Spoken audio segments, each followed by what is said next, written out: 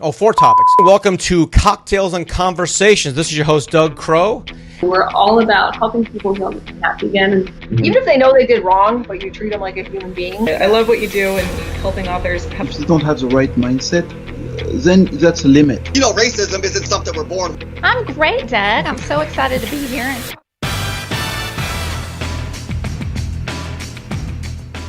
Welcome, Doug Crowe here with Cocktails and Conversations, the only show where we have a drinking on the air where it's perfectly legal, right? And not only is it legal, we like talking about things which are taboo. Sex, politics, religion, money. I guess that's the fourth one. So we'll talk about money today. And my guest it's got a resume here. Let me just read it to you here so you understand who we're going to be talking with. She's a best-selling author of the book No Money, No Problem, Make Your First $1 Million in Real Estate, The Secrets to My Millionaire Method Revealed. She's an active real estate investor. She invests using a combination of flips and buy and hold strategies, which she calls the two-strategy combo, two-strategy punch. Very good idea. Always looking for the next great deal, of course. Invests on her own as well as teaching others to do it through these strategies. She provides coaching to individuals and who wanted to follow in her footsteps and make their first $1 million. That's always a good goal. Prior to starting consulting practice, she worked as an executive conducting turnarounds for organizations in financial distress. She's a risk-averse certified professional accountant, although she jumped out of a perfectly functioning airplane, which, by the way, Lynn, has never been done, just so you know. You may want to ask what that means. What do you mean it's never been done? Go ahead. Yeah, Go ahead. Ask. You're going to ask. Go ahead. What does that mean? For sure. Thanks for having me, Doug. Yeah, you bet. So what do you mean by that? I'm glad you asked. I'm a pilot, so I can tell you there's no such thing as a perfectly good airplane. Okay, that's interesting. There's always something wrong with them. So mostly it's minor stuff, but occasionally, So, yeah. So you've skydived before that, apparently? Yes, I have. Yes, it's nice. Absolutely fabulous. It was a great experience. Nice. I would totally do it again. Nice. Okay. Did you do a tandem jump or on your own, or how'd you do it? On my own. Good girl. Nice. What altitude were you? Yeah. Skip the having somebody attached to my back. Never mind that. What was the altitude? What'd you jump at? How high up were you? Oh goodness, Remember? It was a while back. I want to say, does it make sense? It was 3,000 to 4,000 feet or something like that. It's a fast jump. Yeah, you could do that. They don't have you free fall for about 5 or 10 seconds, and you got to pull probably. Yeah, exactly. Yeah. So, well, what happened was they had this thing. I don't know exactly the way that it worked, but it pulled automatically. It's called a static line. Yeah, it's automatically pulls your chute, right? There you go. So so you jumped out of the plane actually you went off on the wing. You brought yourself midway through the wing. Windy, and kind of had to go, get your body straightened out, and then you finally let go, and you would just free fall for a few seconds before your chute would open, and then fix up your chute, and away you go. We'll talk about real estate in a minute. I got to do another aviation thing here because this is my true passion, of course. But if you don't mind me sharing, maybe you'll find it interesting. But I fly little planes, right? The kind you might have jumped out of, right? Single engine planes. And it was really weird because I'm with my friend Brian, who's like, "Hey, Doug, come over and meet me at the skydiving place." And I did. And I'm not a commercial pilot. I'm a private pilot. He says, "Do you mind if I jump out of your plane?" I'm like, "Is that legal?" He goes, "I'm not gonna. You're not gonna charge me for it, are you?" I'm like, "No." So it's not a commercial enterprise. It's a private thing. And the weirdest feeling in my life ever, well, top 5 weird feelings, would have been flying an airplane, talking to my friend at altitude, and having him get out of the airplane. He's like, "Okay, power back to 65 knots, pitch back a little bit, and I'll see you later." And he just gets out. Just no fanfare, just like body. And my plane got lighter. I'm like, "Oh," and I tilt and I see Brian flying down there. It was cool. It was different. For sure. Absolutely, totally. Yeah. If you want to ever, get up there, and I'll need a little bit of extra training though. Yeah, I mean, like I said, I've had people jump out of the plane, but I had never skydived myself yet. My kids all want to do it. We'll see if we do it or not. I don't know. But that's not what we're here to talk about. We're here to talk about real estate, which is one of my favorite passions, as you know, because I was in the industry for about 20-some years. So I love it. I did my share of flips and holds, but I want to know about your combination of flipping and holding. So let's hear about that. For sure, absolutely. Yeah. So basically, I'll tell you a little bit about the background though of it, so that you know where it was coming from. I was in the middle of, I was working for an organization that was on the verge of bankruptcy. And the senior management team wasn't doing anything about it. And I could, I'm actually a CPA. So being a CPA, I was able to calculate that we had about a year left before it actually went bankrupt. Yeah. And so this is where I thought, well, okay, what the heck am I going to do? I've got to replace my 6-figure income. Right. And living where I live, it would have been pretty much impossible to find a job in that area. My husband wasn't willing to relocate. We had just built a house on the water. So I'm trying to figure out what am I going to do, because I'm the main breadwinner. And if I lost my job, we would lose it all, right? So that's where it kind of was at. And so I was just trying to figure out, I didn't have access to a whole lot of money. I had a credit line, and that was about it. So what I decided to do was, I already owned 2 properties at the time. And I was trying to help an old friend of mine. What kind of properties were they? So, were they single family or multi? One had 2 houses on one property. It had a rooming house with 4 doors, and it had a 2-bedroom apartment and a basement apartment. So that was the front house, and the back house had 2 units. And that was our first purchase. Nice. I was trying to help him clean up. He was one of my best friends through high school. Yeah. We were bad kids. So I'm sorry, what kind of kids were you? I said we were pretty bad kids. Bad kids? Well, I want to hear about that story later. Keep going. Yeah, for sure. So I left Timmins, where I grew up, and kind of cleaned up my own act. But my friend went down a really bad path. So once in a while, he would call me up for some business advice. Being a CPA, how do I balance my methamphetamine books, or what? What kind of bad kid are we talking here? I'm just curious. Yeah, there's so many topics we could talk about, right? So at the one time, so we live in Canada, and we live in central Canada. The one time he came up with this idea, he was building this cooler so that he can go to the East Coast and pick up some lobster and bring it back. That's just one of his crazy ideas. And, nice. Okay. But I would always answer the phone in the hopes that he would get out of his petty illegal activities. And what's illegal about shipping lobsters? That doesn't sound illegal. Yeah, no, there was nothing illegal about that. This is the ones you don't want to talk about. Okay, that's fine. We don't. Names. That's all right. We don't want to bring it up. That's all right. Yeah. So the story is actually in my book, right? So as to how I got started in real estate, but yeah. So this guy here, every time he'd call me for some business advice, I would answer the phone. And so this time he calls me up, and I answer my phone. I've had a couple of glasses of wine. It's a Saturday night. So he was asking me about this real estate deal, and he was going to get into this. He didn't have any money. So he was calling because he wanted some advice, and he was going to go into this with a partner. But I asked him about the partner. I said, well, what kind of person is he? Like, can you trust him? And he's like, well, he's pretty shady. And I'm thinking, well, yeah, because this is, what do you expect? How do you invest in crack houses anyway? I've never looked at that one. I've looked at other things, but a crack house is tough. You got maintenance issues. You know what? So this one here, he told me about this deal. And so since I had a couple glasses of wine, I asked him, well, why aren't you asking me? Yeah. And he says, really, you would do that? I said, well, maybe, right? Possibly. But so the next day we talked about what it would actually look like, because I got up in the morning and went, wow, what the heck was I thinking, right? That was some good wine. All right. Yeah.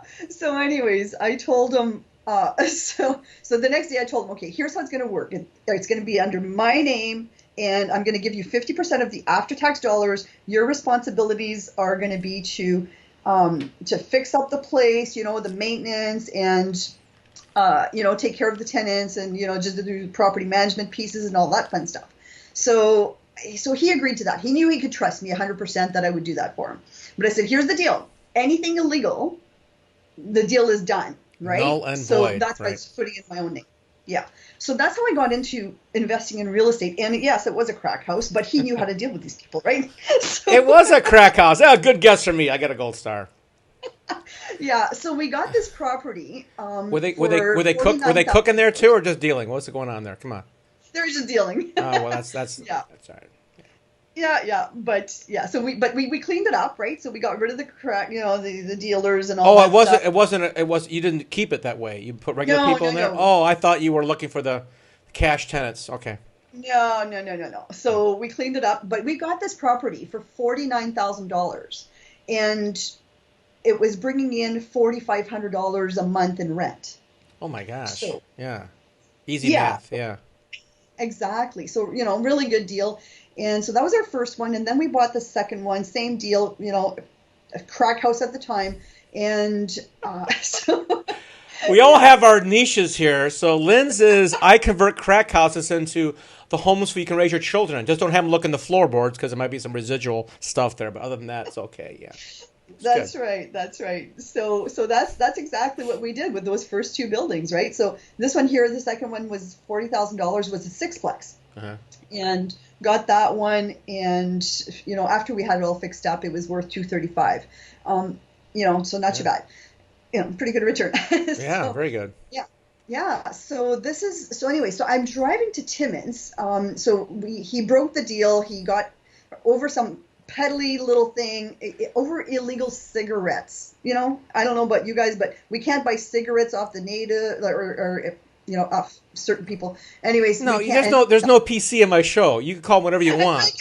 I don't care. You're Canadian, so no one's going to come there and give you a hard time. The nicest people on the planet are from Canada, so it's okay. So these were indigenous peoples. Indigenous, yes, thank you. That's the word I was looking for. Indians, Eskimos, whatever you want to call them, I don't care. Whatever you want to call them. They were smoking the Jake peace Salter, pipe. okay. They were smoking the peace pipe, and he's like, "Wait, man, it's natural." And they were like, "No."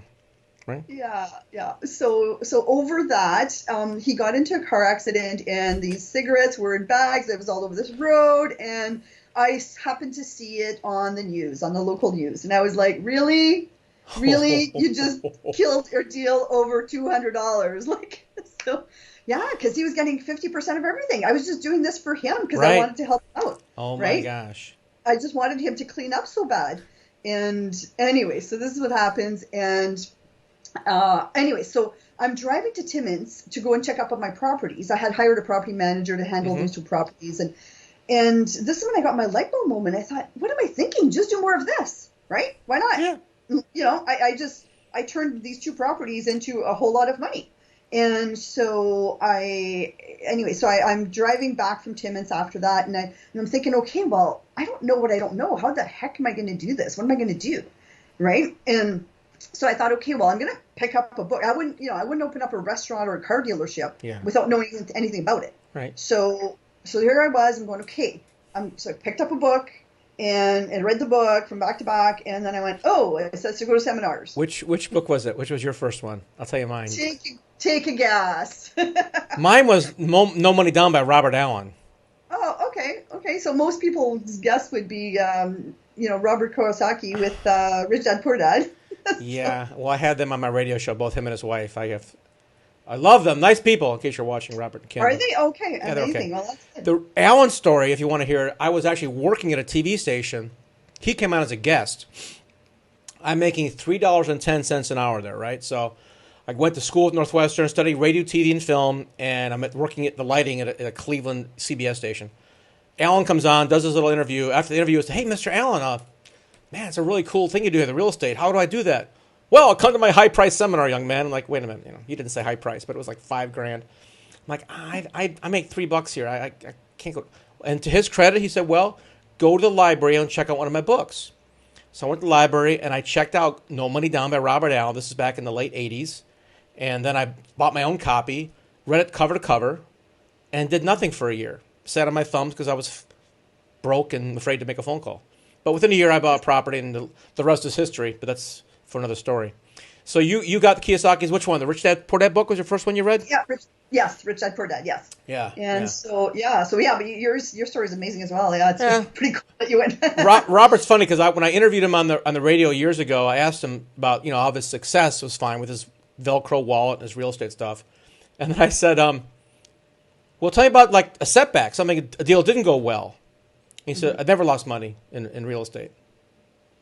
Now, had I been a hard ass journalist, I would have asked the next question, like, "Well, that means you're not trying hard enough. If you've never lost money, I mean, I've done well over 100 deals, and I lost my butt on 2 or 3. Last ones were the big ones, but along the way, I did one rehab. It didn't go so well. I mean, you learn things, but anyway. Yeah, you totally do, for sure. I mean, I've been doing this. So the first 2 properties. So 2008 was the first. Oh, okay. 2009 was the second. Yeah. With this particular partner. Yeah. And if you want to call him a partner, yeah. Well, you're doing good. You're trying to help a guy out, and he made it for a few months or whatever, and then he fell off the wagon or whatever. So that's right. Yeah. He was good for a year and a bit, and then fell off the wagon. Yeah. So, so then 2012 was when I was working for that company that was on the verge of bankruptcy. Yeah. Right.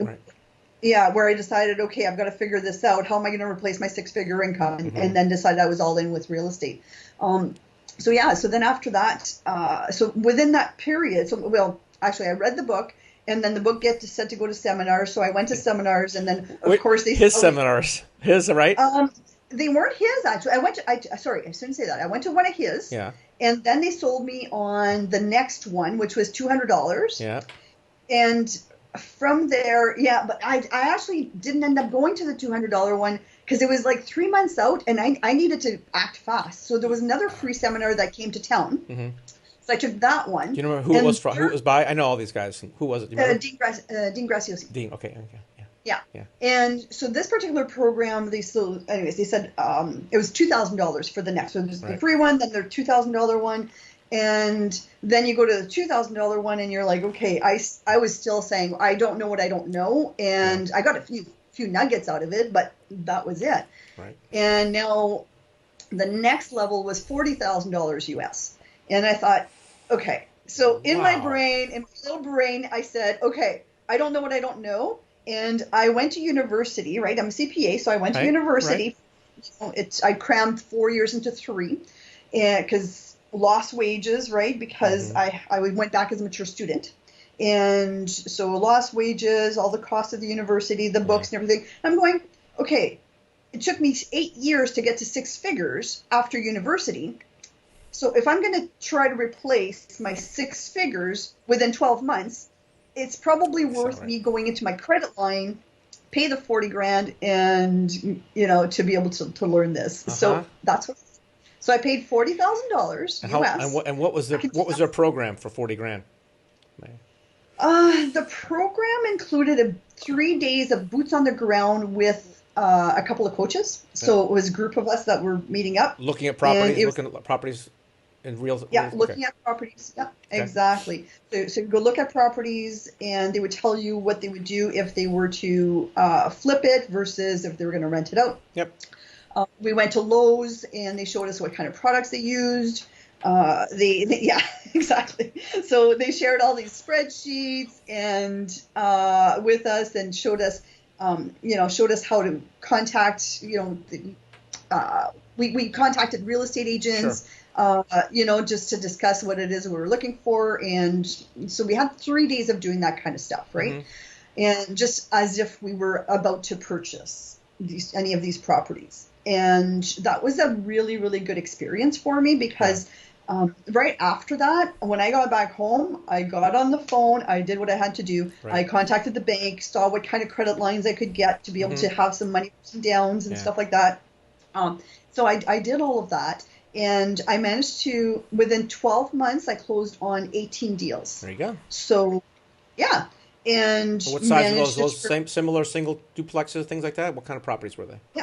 Yeah. Single. I've got a couple of single families. I've got I've got some duplexes, triplexes, fourplexes, and my biggest one is my 6plex, which I had purchased with the first partner. Nice. So yeah, it's it was my husband thought I fell on my head, and he's like, okay, I don't know what my wife's smoking, but what? They're all profitable, right?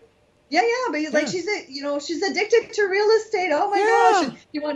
And he wanted nothing to do with the real estate, and he still has nothing to do with the real estate. Good, it's your money, honey. Give him an allowance. He's just happy that he's got a credit card, he can put whatever he wants on it, and he knows it gets paid, right? Right. And if he drives a nice vehicle, he's got a tractor, a couple of boats, he's got and he just kind of he's living the life, but he's got a sugar mama. It's all good, no problem. You're happy. Yeah. It's all good. Yeah. So okay, so you outline the stuff in the book, obviously, and people are digging that. Um, Sure. what's next for Lynn? Are you going to do the bigger projects? Or you like the small ones? No, I'm actually lining myself up. I'm in the process of hiring a coach. To Yes, I'm hiring a coach because here's what I want to do. I want to get from my few $1 million, right? I've Yeah. made a few million by now, Yeah. and six-figure income. But what I want to do is I want to get to the 50 million and 100 million. So if I'm going to figure out how to get there, I'm Yeah. going to pay somebody to teach me how, who's done it before me, right? Maybe it depends. What have they done some industrial properties or development, or what's their mo? Well, he's suggesting because he did exactly what I did when he was younger, Yeah. and then he managed to get to the next level. And what he's suggesting is that I get into the 20 units, that type of thing, next. Right. And he's at the $100 million mark right now. 100 million Okay, what? so Valuation? so in buildings, in property, he owns $100 million in properties. Okay. And so if I'm going to get from here to there, so I own about, my properties are maybe almost $4 million. And so if I'm going to get 4 million up to up to his level, then I'm happy to pay for speed, right? Yeah. So if I'm going to give him, I don't know, I think he told me his fee was going to be, I think he said one meeting a month for $3,500 per month, but he's going to connect me with all of his contacts. So he's got, all of the mortgage brokers that he uses. He's telling me about social media. You got to be on all your social media platforms, like certain sort of social media platforms, because when they look you up, these mortgage brokers, they deal with a small group of individuals. So he wants to set me up so that I look like the expert in this area, so that they go, okay, we want to work with Lynn, right? So this guy here, he used to coach, but he has been coaching. He's still coaching his current clients, but he wasn't accepting any new ones until he heard about my book, the online program that I'm creating, that I'm providing coaching, and that I'm still doing real estate, right? Right. So he says, you know what, I'll take you on. So I'm thinking, okay, well, if this is going to buy me speed and all the contacts, right? I'm paying for contacts and for, I don't know. What are your thoughts? You've done. Oh, now you're asking because I'm making all these faces like, oh man. My first property is a 4-unit. I ended up buying subdivisions and 20, 30-unit apartment buildings. I didn't see any difference in them. They're all the same to me. It's just numbers. Yeah. So totally. I didn't. I think it went from a 4-flat, couple 2-flats, couple houses, and I went right to a 20-unit or 16, 4 times 4, 20-unit building. Okay. And then I put a bid on a 200-unit complex once. That was my big jump from going from 20s and 30s to a 200-unit complex. And that was not my money. That was like, okay, Right. I'm going to have to bring in some extra people for that one.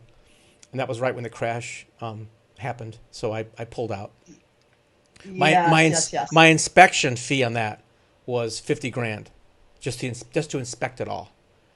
Wow. And then when the dip started happening right before funding, I'm like, oh crap. So I pulled out, kissed away the $50,000. I'm like, okay, well, better lose my 50 than an investor's 2 million. So I was like, okay. Absolutely. so I that was totally fine. hear you. But the difference between a 4-unit and a 5-unit is different for, as you know, the housing laws and whatnot. But between 5 and 20 and 5 and 100, it's just scaling and management. You can't really manage. You can't manage a 5-unit building with a company, but 12 and 20, you can hire a guy to run it for you. Yeah, for sure.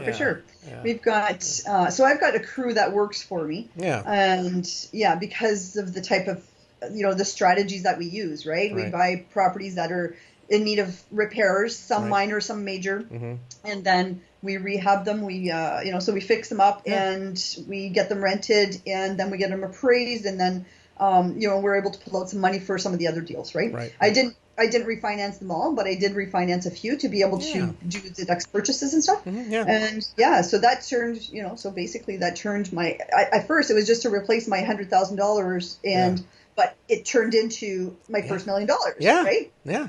And so keep going. Name of the book. Yeah, absolutely. Keep going. Yeah, I'm working on a book right now with a client who he wants to buy a 100-unit building, and he and his dad have been in the real estate business for many, many years.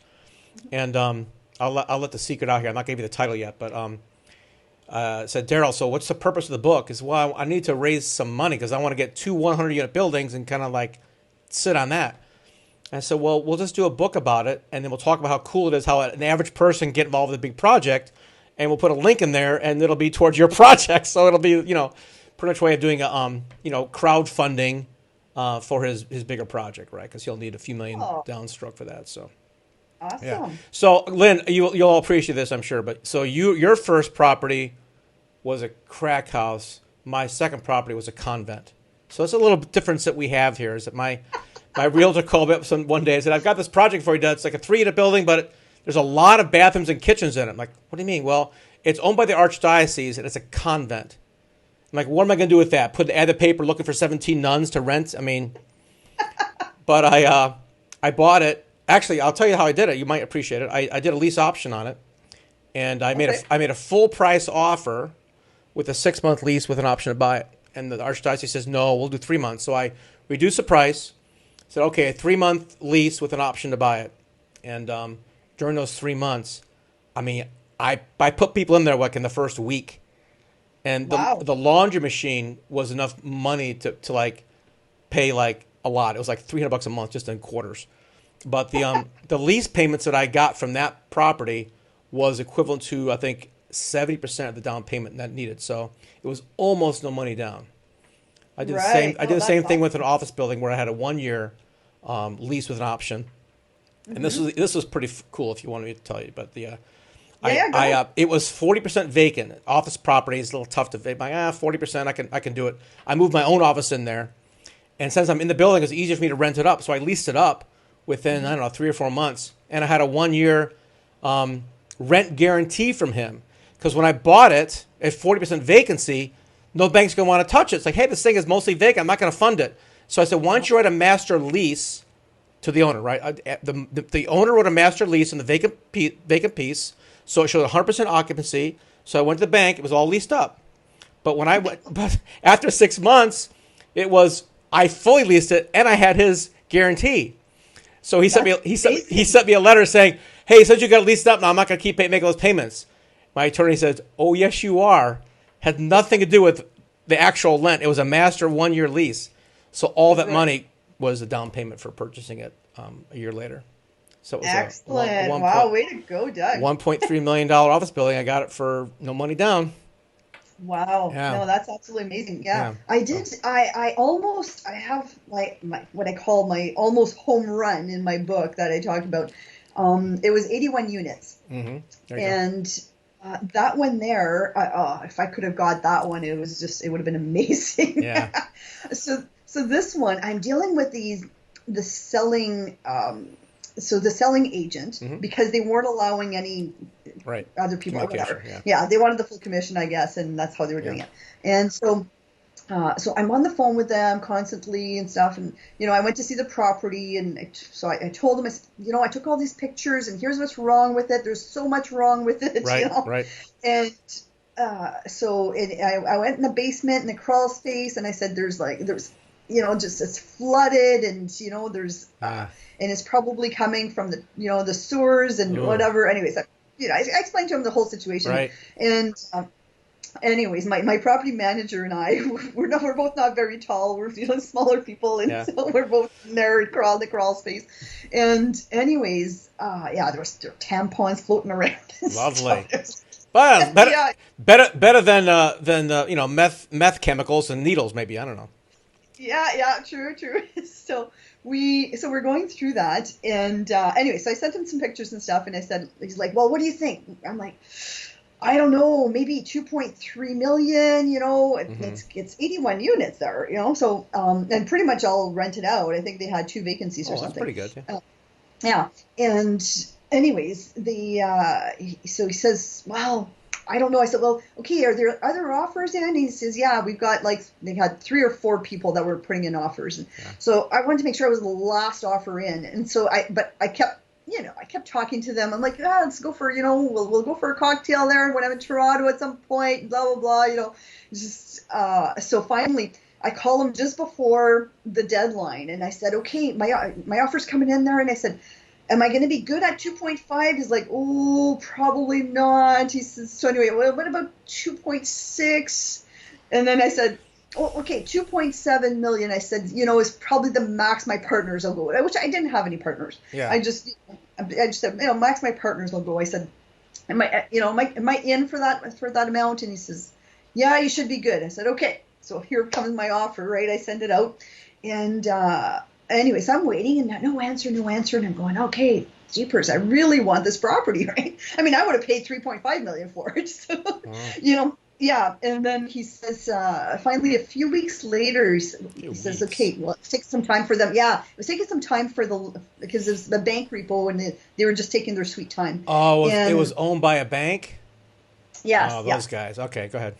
Yeah, so they were taking a while. And then finally, they ended up working with the person who went bankrupt. Yeah. So they let him buy it back and something. I didn't find out about this until years later. I thought, these guys, they took me for a ride. They told me it was good, but I wasn't, And then finally, I found out a couple of years later that that's what actually happened.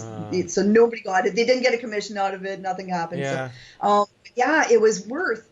Okay, fixed up. It was going to cost me about $1 million to fix it up. Ooh. And. Yeah. But it was all rented, right? So okay. I mean, these were things that I could do so along after the way. After you fix it up, what could you get the rents to? What percentage could you increase them for? 10, 20%, or what's the?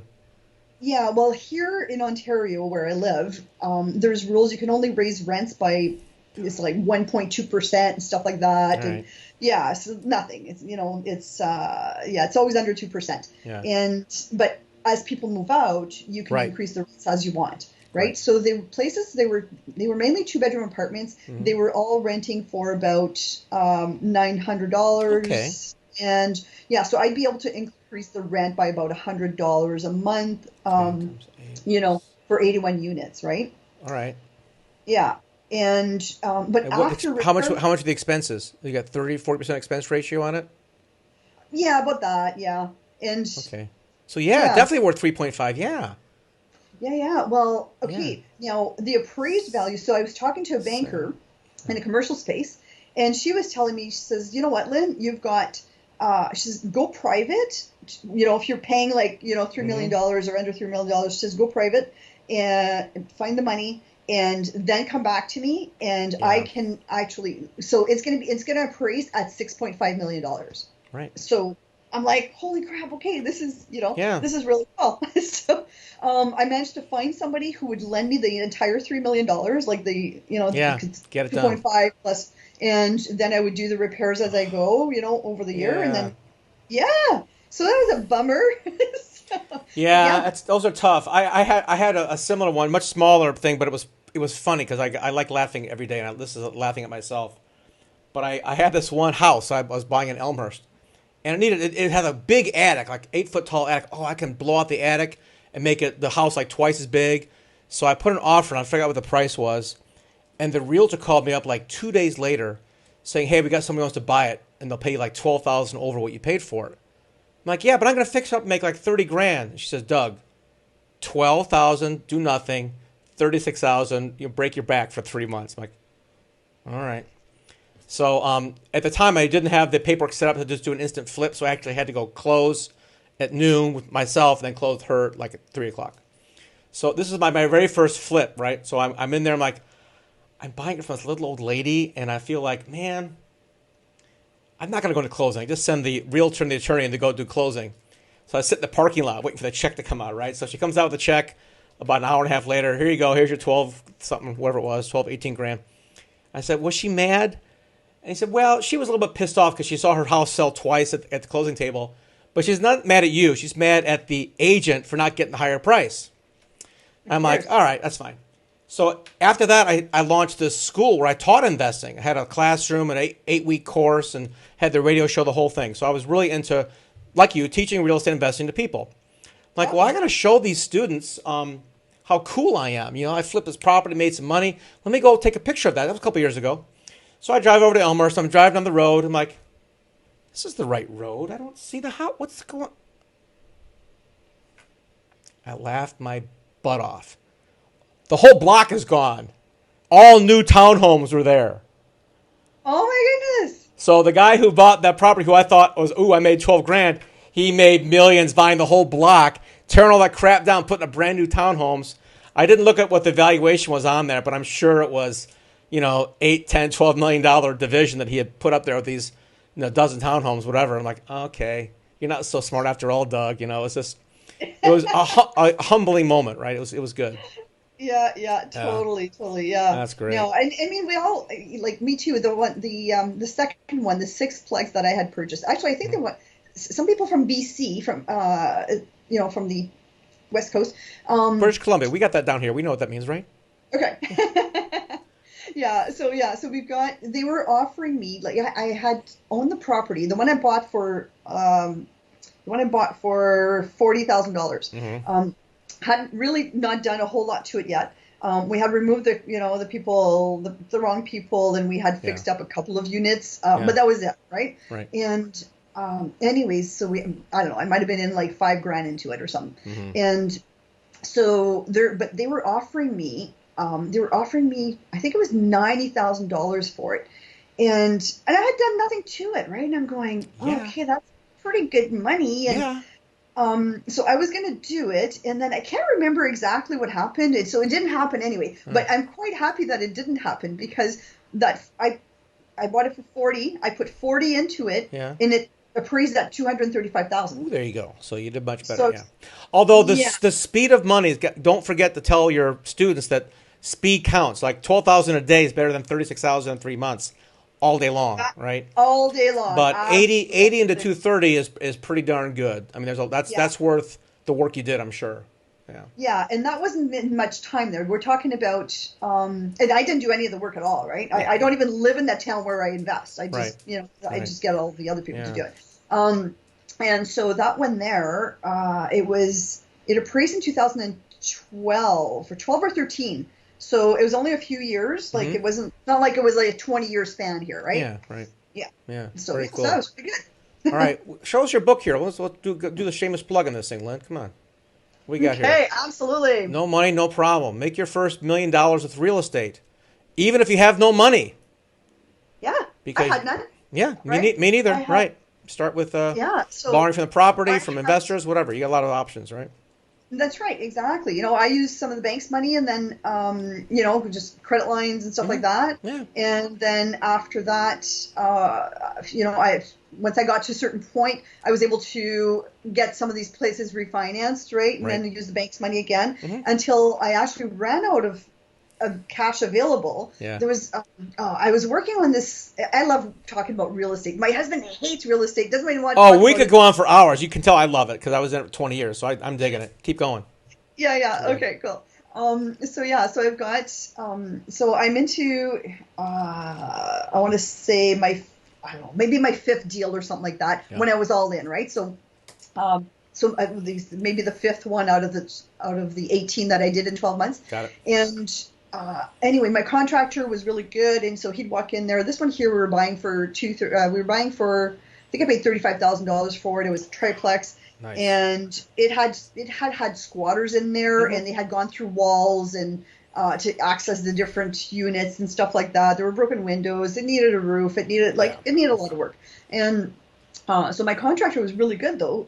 He could tell me on the spot. He would go through the building and he would say, "Okay, Lyn, this is going to cost you $55,000." I'm like, okay, cool. Yeah. So, and that would be, and even if he found some other issues, like he was always bang on, right? Right. And so he would write me a quote. It's going to cost you $55,000. I'm like, okay, cool. So just right after it closed, he calls me up, or just a couple days before it closed, around that time, he calls me up. He's like, "Lyn," he says, "I got a contract out west," and he says, "I'm going to make over $1 million, and I have to take it." Yeah. I know. I'm I'm going, okay, I never even have to go to Timmins to check out on my properties because I know like everything's taken care of, right? And so now I'm going, oh, holy crap, this is not good. Yeah. So anyway, what happened is, so he's leaving. I'm like, you got to do what you got to do, right? I mean, you'll never make $1 million from me. I mean, as a contractor inside of a year, like it's not going to happen. Yeah, no, I got to respect his stuff. Yeah. Yeah, totally. So I understood his decision and totally respected. But now I'm going, holy crap! I've got this like my biggest project, right? That I purchased, and I'm like, I have nobody. What am I going to do? So I ended up taking my husband's really handy, and so he can build anything and do whatever. And he built our house, and so I went to him and I'm like, okay, I would not be asking you for any help. Actually, no, you know what? It started off. I went to Timmins, and I took some time off. I went there and I was telling him, I'll see when I see you. I don't know what to tell you, So, I might turn it back into a crack house. You never know. Yeah, exactly. And so anyways, he called me up and he's like, okay, well, I guess if I want to see you on the weekends, I need to come to Timmins. And I'm like, yep. Ooh, there's a secret way to get him there to look at the property. You sly dog, you. Yeah. So he came up and I would call him every so often and say, okay, how do I do this? How do I do that? Right. And anyways, so anyway, he comes to Timmins and then he's like, okay. So he ended up taking a couple of weeks off and came and helped me out because it's the only way you can get to see me. So, right? What are you going to do? And so we did that. So we started off on the project, and then he had to go back to work. He could only take a few weeks off, but then he kept coming back on the weekends. And this way here, he would line people up. So I hired my first my first employee, and another funny story behind that one. Yeah, go for it. It was my property manager at the time. She tells me she was brand new and she didn't know a whole lot about it. She was my first employee. I had just employed her when this whole thing happened. And so anyways, I think she had been with me for a couple of months. And she tells me I'm having this issue renting this apartment because the guy upstairs is dealing drugs. And I'm like, okay.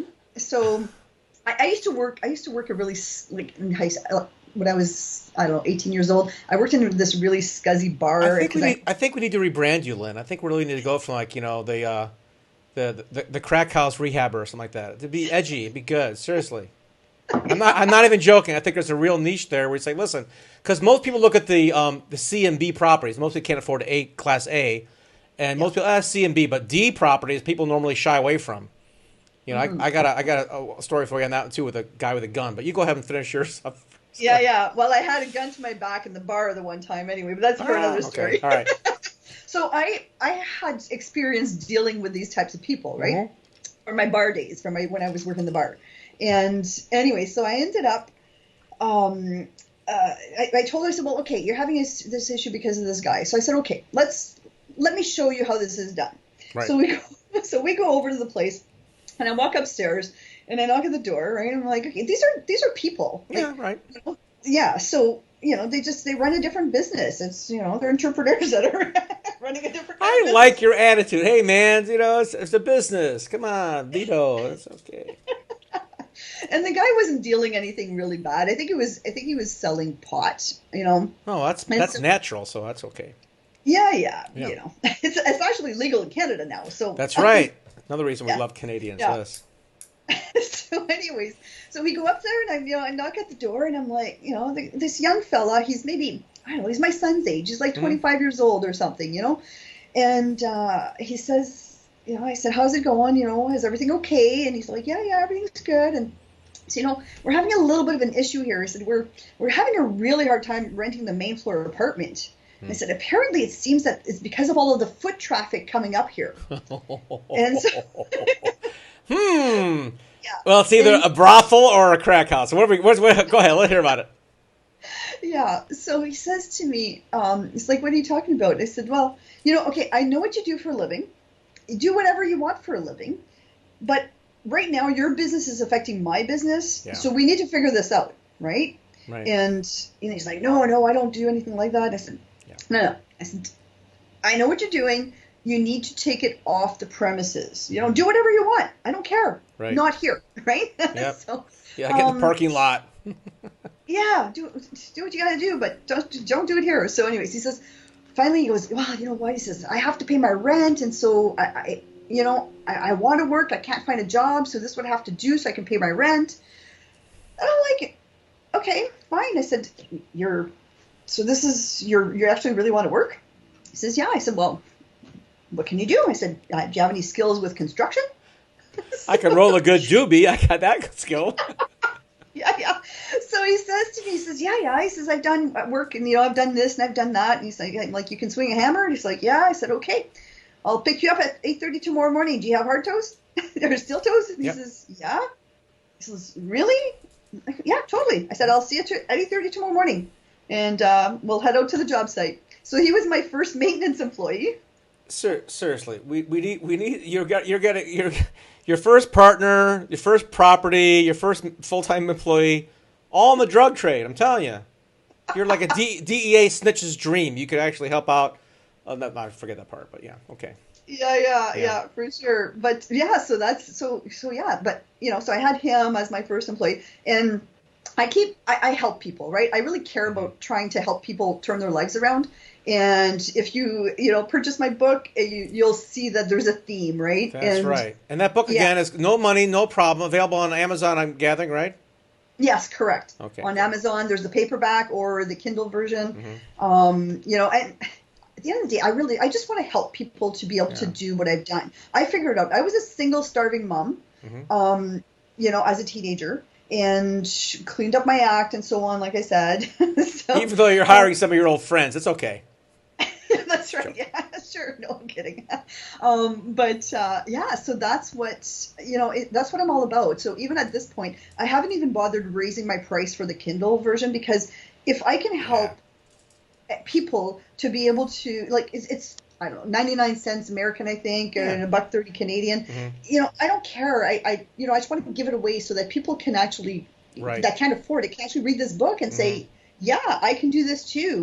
This is definitely doable. And think about the audio version too. It's the big spike in audiobooks, and a lot of the major publishing houses do that, but a lot of people in the self-publishing world don't understand that audiobooks are like a double-digit increase the past couple of years because the popularity of podcasts and people digesting information audio-wise.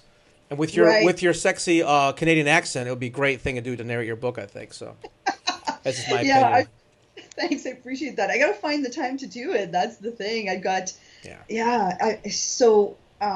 this whole COVID thing happening right now, that's consuming so much of my time. Yeah. And now my daughter-in-law has to go back to work. She works in the daycares, and they're probably reopening daycares in the next few weeks. Good. And the two kids go to daycare, and she's going, I don't want them at the daycare because she's worried about them getting sick. Right.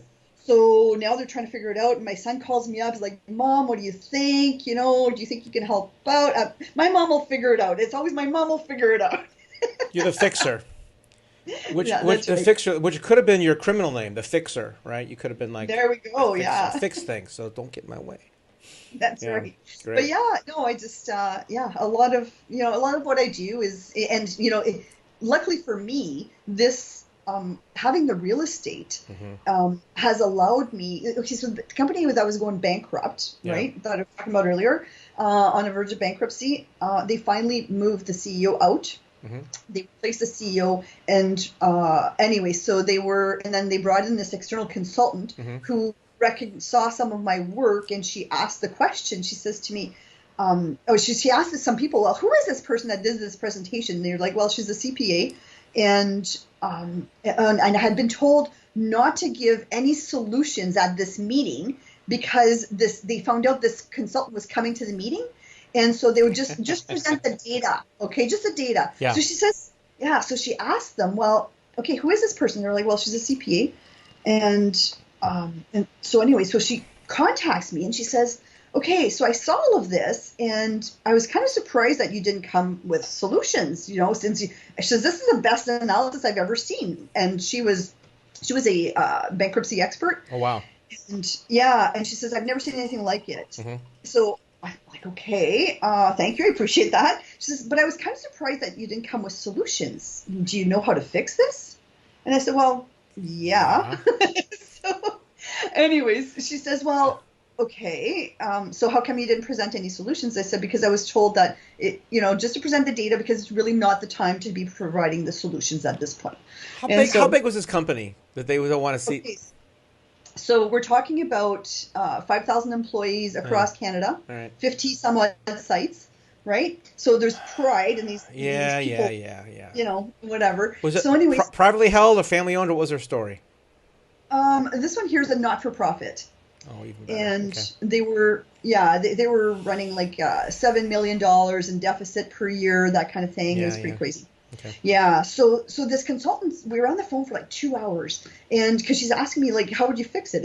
You actually know how. So I told her, gave her some ideas, and because I had already turned around one of the sites that was actually the worst site. Yep. And then they had to ask me to move to to take on all of Ontario and go around and help these different executive directors figure out how to turn things around for themselves. Mm-hmm. And anyway, so this consultant, she says, well, I'll get back to you. It won't be long, I'll get back to you. So she gets back to me and she says, okay, you are now reporting directly to me and you are in charge of the turnaround across Ontario. The operational turnaround. She says, I'll deal with the vendors, I'll deal with the banks. Okay. She had something to do. It wasn't all you. Okay. I was expecting her to take all the credit. Okay.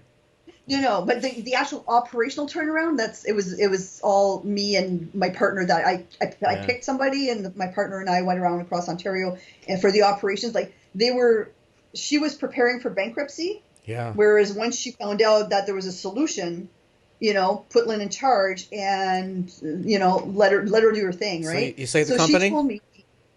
Pardon me? Did you save the company? Totally did. Still around today. Wow, good for you. Yeah. So you're responsible for saving maybe 5,000 jobs, Lyn. That's pretty powerful, man. Yeah. Well, we did have to trim a few. We did have to close some. Trim the fat. That's okay. They don't count. Yeah. We had to. Any organization that size has that, and they can't even see it. Right, yeah, that's fine. absolutely. Right. Yeah. So it was a long hours. I was working. This is actually all while I'm closing on my 18 properties in 12 months. So that's my question for you. So do you miss that? You don't do it anymore, right? Or you still consult a little bit, or what do you do? I still consult. Yes. You do, okay. Because I know real estate's fun, but it sometimes it's a little bit like hammer nail closing. It's kind of sometimes a little boring, but that kind of stuff, turning around and fixing something big like that's kind of fulfilling, I would think. Yes, totally. Yeah. So that's what I worked for KPMG for 4 years. Oh, okay, yeah. And because you had to work for an accounting firm to be able to get your designation, right? Yeah. And then from there, but my intent was always to do consulting.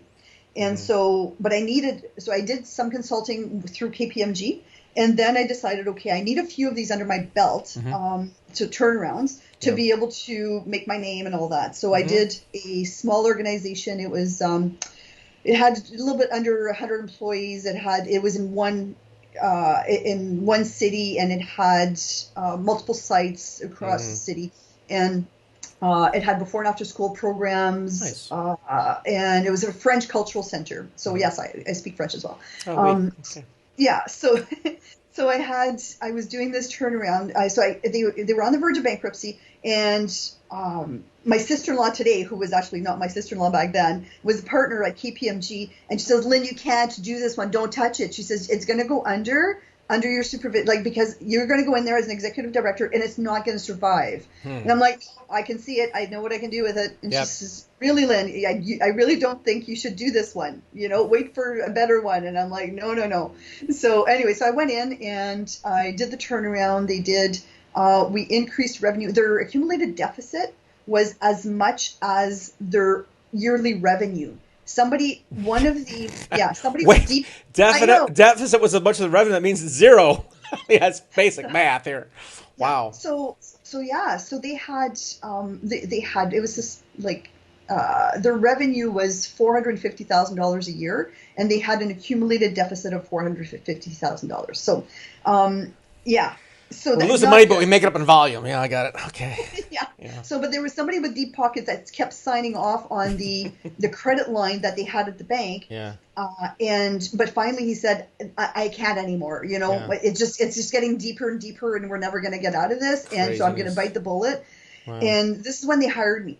And so I went in, and I'm like, yeah, I can turn this around. Yeah. And they're like, really? Okay, so what are you going to do? And, so I told them, I said, okay, I've got a plan. And anyway, went in, did the turnaround. So we increased our revenue to by 5 times. And, and then after that, even like some of the stuff, we increased employee wages, we increased, we gave them benefits, we got the right people in, and we just, all of these different things that needed to happen, right?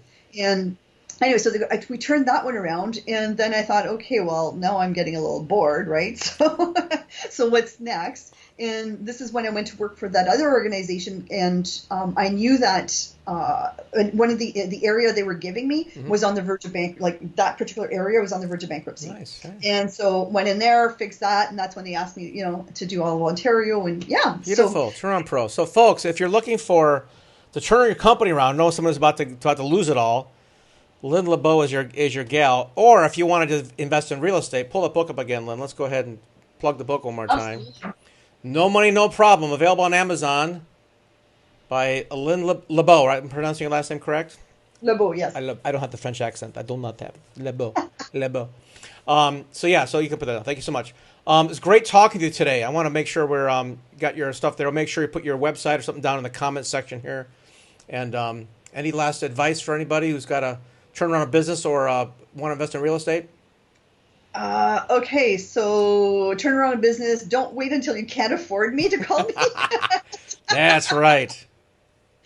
Yeah, because I see that happening. A lot of people, there's a lot of pride, right? In people, and I understand, and they think, okay, well, I can do this, and once they figure out that they can't, sometimes it's just too late, right? Yeah.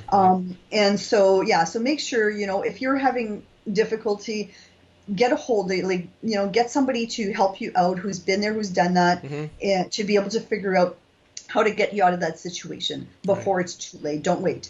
So that's the one thing on that side. As for the real estate, you've got to get in the game. This is, it's like playing Monopoly, right? If you don't buy houses, you don't win the game. Well, this is the game of life.